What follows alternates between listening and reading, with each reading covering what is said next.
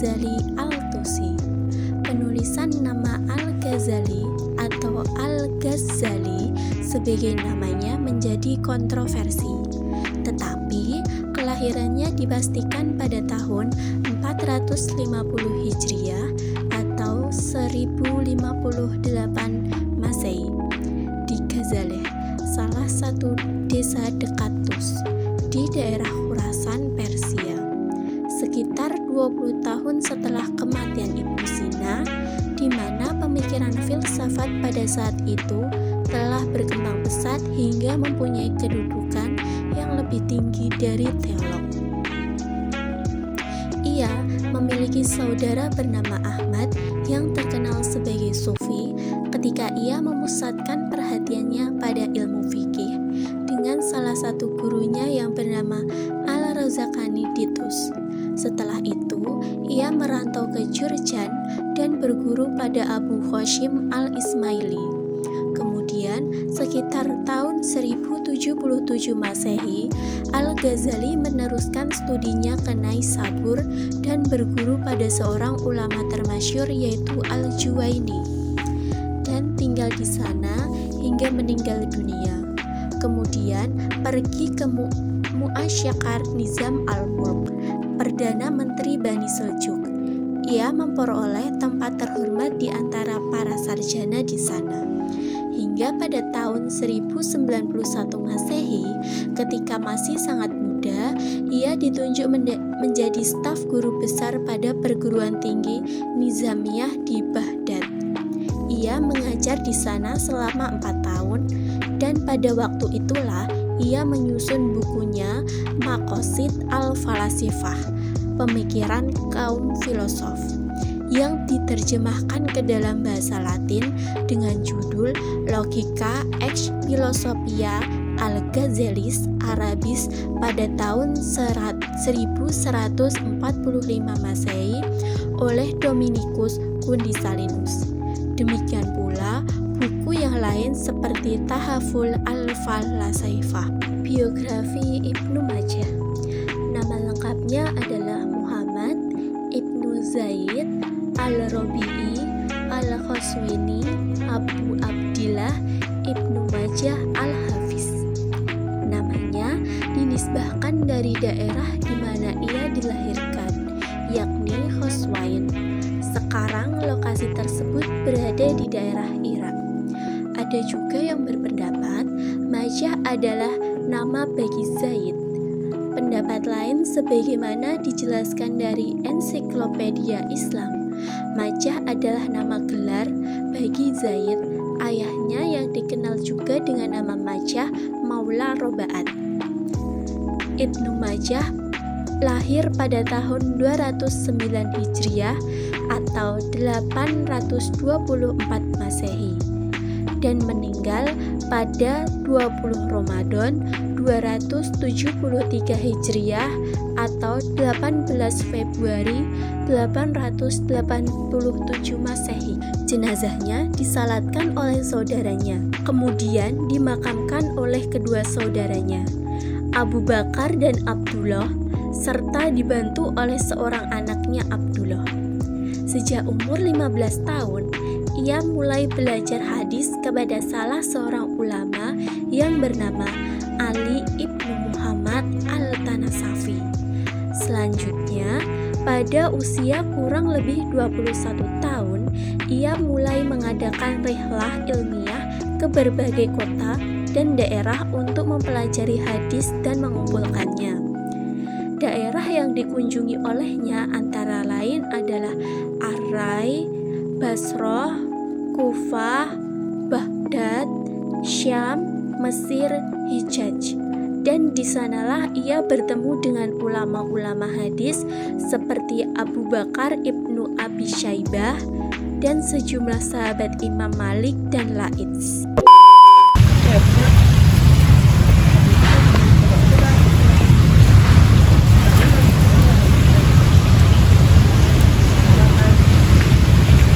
Assalamualaikum warahmatullahi wabarakatuh. Kami dari kelompok 7 akan mendeskripsikan tentang Ibnu Bajjah dan Imam Ghazali. Nama saya Umul Labibah dengan NIM 235 231 225. Perkenalkan, saya Junita Larasati dengan NIM 235 231 235. Perkenalkan, nama saya Nurhudia Febrianti dengan NIM 235 231 232. Perkenalkan, nama saya Ika Septi Ramdhani dengan NIM 235 231 224. Perkenalkan, nama saya Nurul Rahmawati dengan NIM 235 231 242. Perkenalkan, nama saya Muhammad Rozak Misbahul Mulid dengan NIM 235 231 239. Dari biografi sebelumnya, Imam Al-Ghazali membagi 3 filosof, yaitu filosof materialis, filosof naturalis, dan filosof teis. Apa sih filosof materialis, naturalis, dan teis itu? Filosof materialis yaitu mereka yang ateis, yang menyangkal adanya Allah serta merumuskan kekekalan alam dan terciptanya alam dengan sendirinya. Terus kalau filosof naturalis atau deistis, mereka melaksanakan berbagai riset terhadap alam semesta, hewan, dan tumbuh-tumbuhan.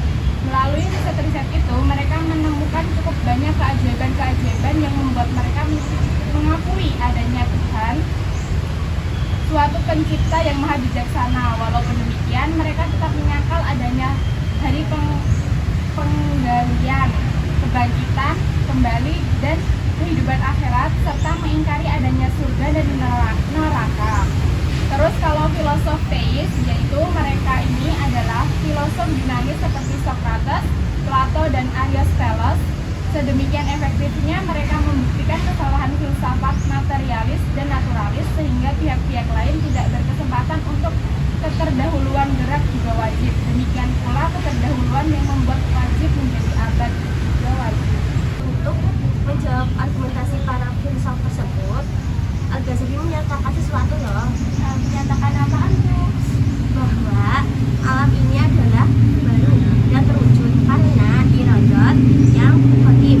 Perwujudannya dan ketiadaannya dikehendaki sesuai dengan zaman yang ditentukan. Jadi, terwujudnya alam dimulai pada saat diadakan dan ketika belum dikehendaki, maka belum terwujud karena terjadinya iradat yang qadim merupakan dasar perwujudan alam zaman.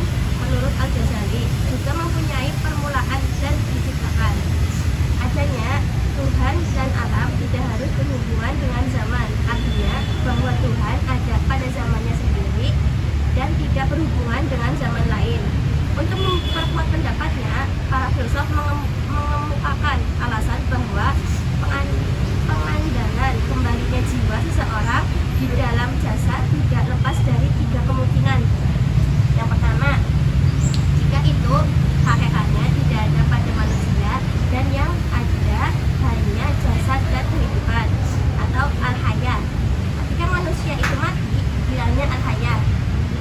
Kebangkitan manusia ialah kembalinya jasad dan al-hayah kepadanya.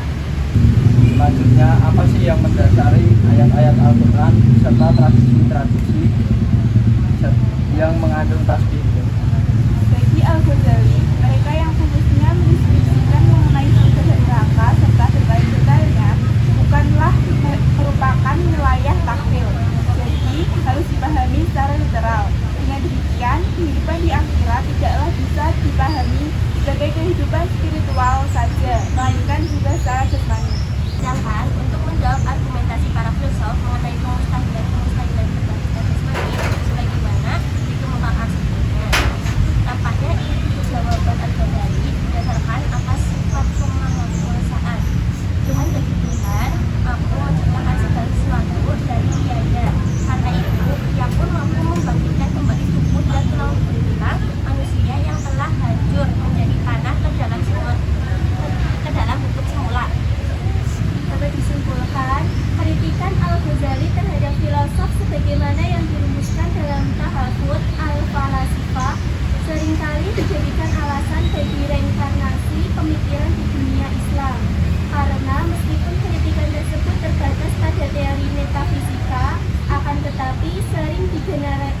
digeneralisir sebagai kritik terhadap keseluruhan kajian filsafat, sehingga filsafat tercampakkan ke posisi marginal dalam pemikiran Islam. Untuk itu, perlu adanya klarifikasi dan upaya meluruskan kembali persepsi tersebut, khususnya di kalangan akademisi. Dari ulasan biografi sebelumnya, siapakah itu Ibnu Bajjah? Ibnu Bajjah atau lengkapnya Abu Bakar Muhammad bin Yahya bin Said bin Bajjah adalah seorang astronom, filsuf, musisi, dokter, fisikawan, psikolog, botanis, sastrawan, dan ilmuwan Muslim Andalusia yang dikenal di barat